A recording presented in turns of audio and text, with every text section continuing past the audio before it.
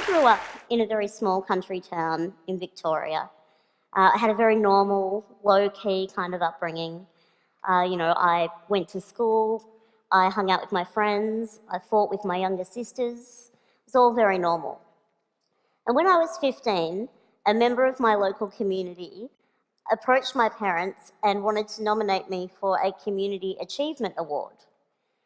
And my parents said, that's really nice, but there's kind of one glaring problem with that. She hasn't actually achieved anything. Yeah.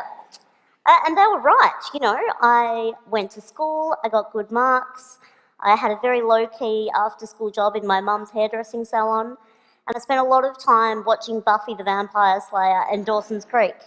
Yeah, I know, what a contradiction. But they were right, I wasn't doing anything that was out of the ordinary at all.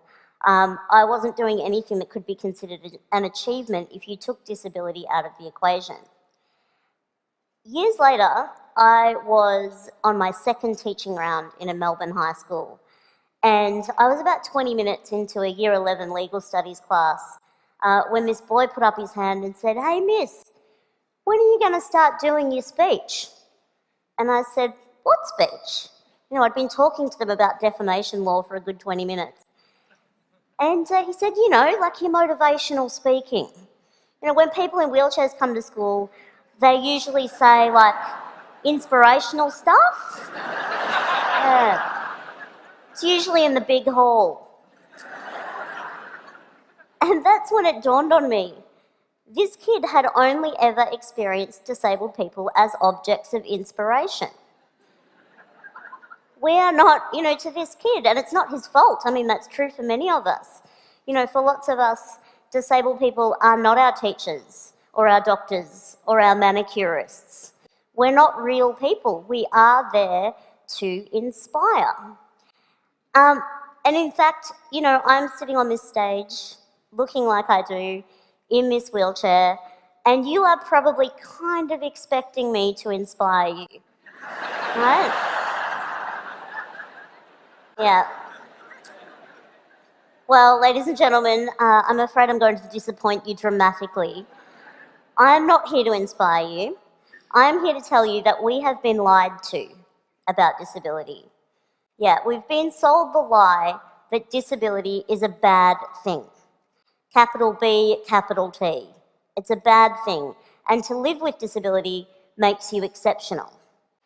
It's not a bad thing, and it doesn't make you exceptional.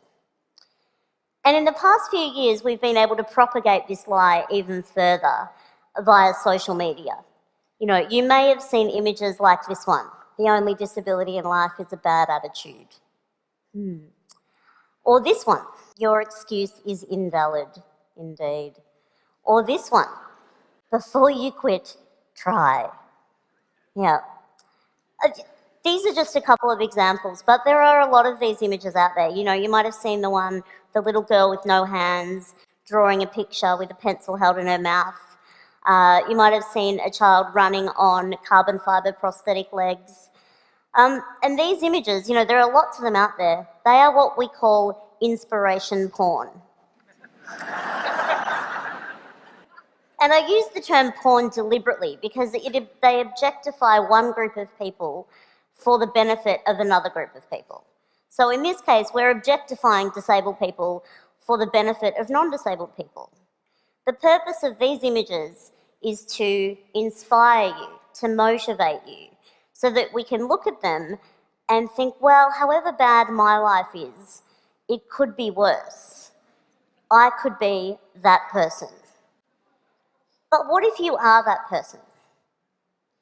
I've lost count of the number of times that I've been approached by strangers wanting to tell me that they think I'm brave or inspirational. And this was long before my work had any kind of public profile. They were just kind of congratulating me for managing to get up in the morning and remember my own name. And it is objectifying. These images objectify disabled people for the benefit of non-disabled people. They are there so that you can look at them and think that things aren't so bad for you, to put your worries into perspective. And life as a disabled person is actually somewhat difficult. We do overcome some things. But the things that we're overcoming are not the things that you think they are. They are not things to do with our bodies.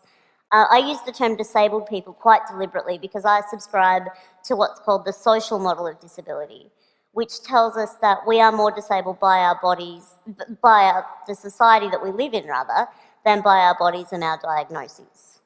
So I've lived in this body a long time. I'm quite fond of it. It does the things that I need it to do, and I've learnt to use it to the best of its capacity, just as you have. And that's the thing about those kids in those pictures as well. They're not doing anything out of the ordinary. They are just using their bodies to the best of their capacity. So is it really fair to objectify them in the way that we do, to share those images?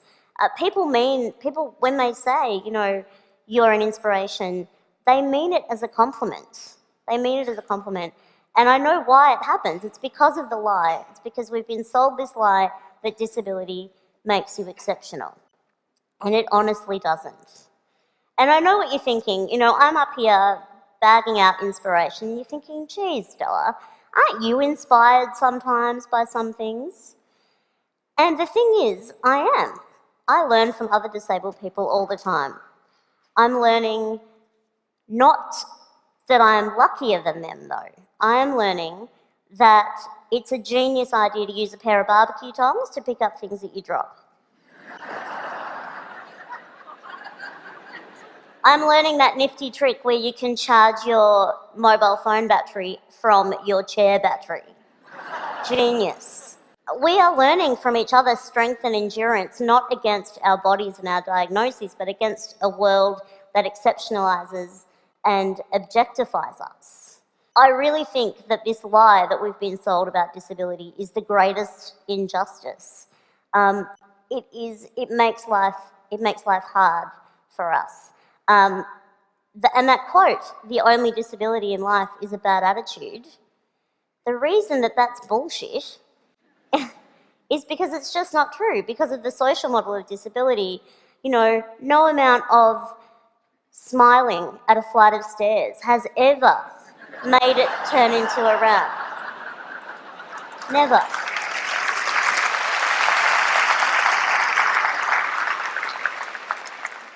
Smiling at a television screen isn't going to make closed captions appear for people who are deaf. No amount of standing in the middle of a bookshop and radiating a positive attitude is going to turn all those books into Braille. It's just not going to happen. It's just not going to happen. I really want to live in a world where disability is not the exception but the norm. I want to live in a world where a 15-year-old girl sitting in her bedroom watching Buffy the Vampire Slayer isn't referred to as achieving anything because she's doing it sitting down. I want to live in a world where we don't have such low expectations of disabled people that we are congratulated for getting out of bed and remembering our own names in the morning. I want to live in a world where we value genuine achievement for disabled people. And I want to live in a world where a kid in year 11 in a Melbourne high school is not one bit surprised that his new teacher is a wheelchair user. Disability doesn't make you exceptional, but questioning what you think you know about it does. Thank you.